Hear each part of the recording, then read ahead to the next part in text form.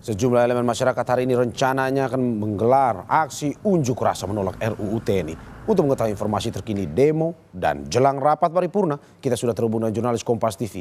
Di area luar DPR ada jurnalis Eril Wiranata dan juru kamera Junaidi Saputra. Dan juga di dalam gedung DPR ada jurnalis Niputu Trisnanda dan juru kamera Roy Ilman. Kita ke Eril terlebih dahulu. Eril, selamat pagi. Bagaimana dengan suasana demo di sana? Apa saja tuntutan mereka?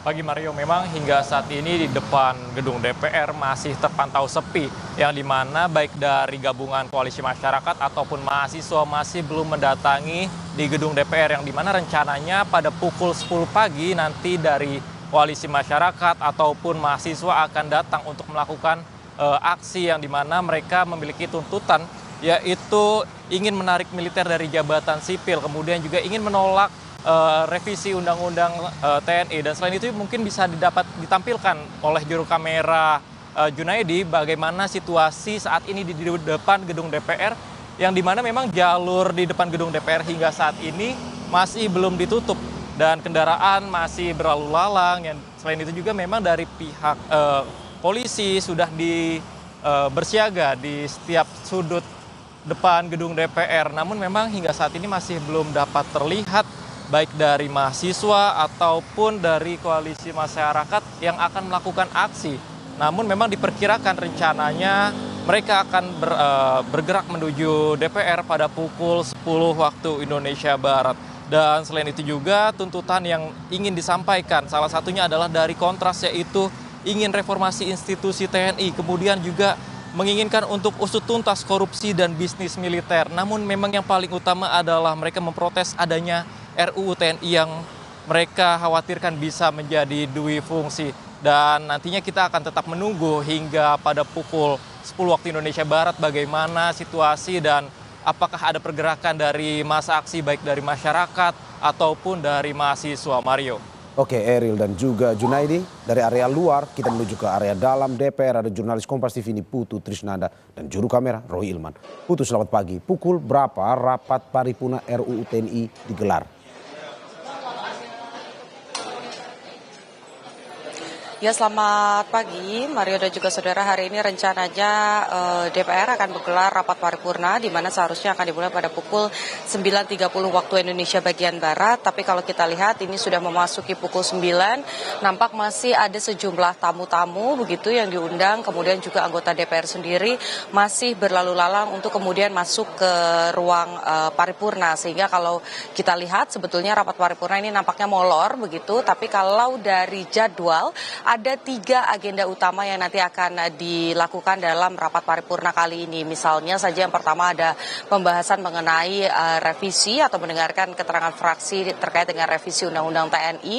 Kemudian ada juga soal perlindungan pekerja migran, dan yang terakhir adalah terkait dengan revisi Undang-Undang 10 provinsi begitu. Jadi nanti ada 3 agenda yang akan digelar ataupun juga akan dibicarakan dalam rapat paripurna kali ini. Tapi yang menjadi sorotan tentu saja terkait dengan pengesahan RUU TNI yang menuai polemik, bahkan juga berujung pada aksi demonstrasi di beberapa titik, bukan hanya di Jakarta saja tapi juga dari daerah-daerah yang lain. Tadi kita lihat pada pagi hari, Mario dan juga saudara, ini sebetulnya sudah ada beberapa pihak dari unsur TNI yang nampak hadir di gedung DPR RI, yakni ada Panglima TNI Jenderal Agus Subianto, kemudian juga ada Kasal atau Kepala Staf Angkatan Laut. Tadi juga kami lihat ada beberapa staf TNI yang juga sudah dari berbagai matra begitu ya, yang juga sudah tiba untuk kemudian mengikuti rapat paripurna. Memang tadi tidak ada hal spesifik yang disampaikan oleh Panglima dan katanya akan menunggu bagaimana hasil dari rapat paripurna.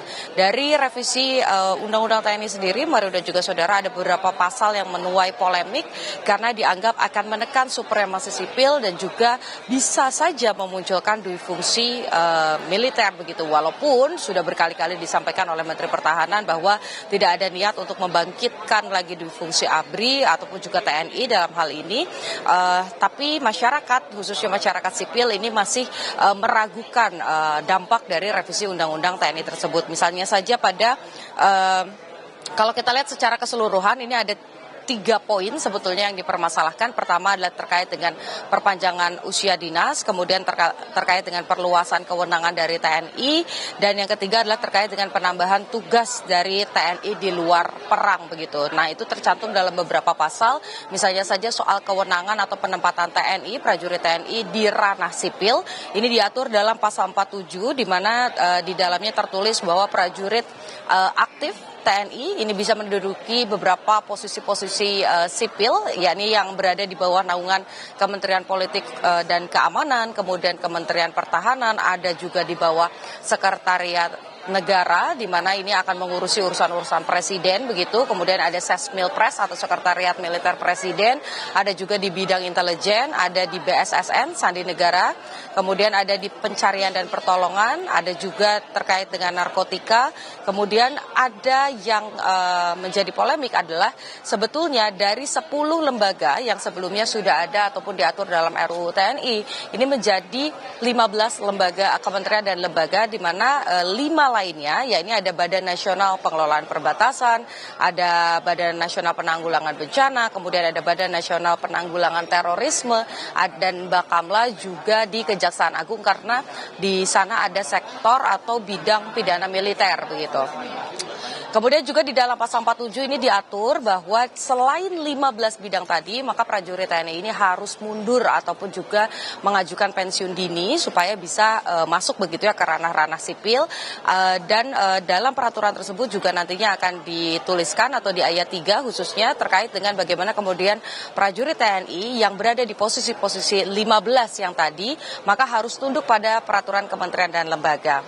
Tentu saja ini menjadi sorotan, kemudian juga terkait dengan bagaimana posisi ataupun tugas kewenangan TNI di luar sistem operasi ataupun juga perang. Ini yang juga menjadi sorotan. Dan terakhir berkaitan dengan usia, di mana ada penambahan usia secara berjenjang. Kalau usulan dari DPR ini sifatnya umum begitu, tapi kalau dari pemerintah ini lebih spesifik, di mana Bintara Tamtama ini pensiun di usia 55, perwira hingga kolonel ini 58 tahun. Sementara di tingkatan perwira tinggi bintang 1 60, bintang 2 61, kemudian bintang 3 62, dan bintang 3 ini bintang 4 maksud kami ini pensiun di usia 64 tahun. Tentu saja harapannya apapun yang berkaitan dengan revisi khususnya terkait dengan undang-undang TNI ini tidak menekan supremasi sipil. Kemudian juga ada beberapa hal ataupun poin-poin berkaitan dengan bagaimana kemudian TNI kembali aktif di bidang politik ataupun juga kementerian lembaga. Ini harapannya tidak terjadi karena aksi demonstrasi masih terus terjadi begitu. Begitupun juga tadi yang disampaikan oleh Eril, satu hal yang pasti, kalaupun memang harus direvisi, tujuannya adalah untuk pertahanan dan juga sesuai dengan tupoksi dari TNI sendiri. Mario, kembali ke Anda di studio. Terima kasih nih Putu Trisnanda dan juga juru kamera Roy Ilman, dan sebelumnya di area luar DPR ada Eri Wiranata dan juga Junaidi Saputra. Terima kasih teman-teman.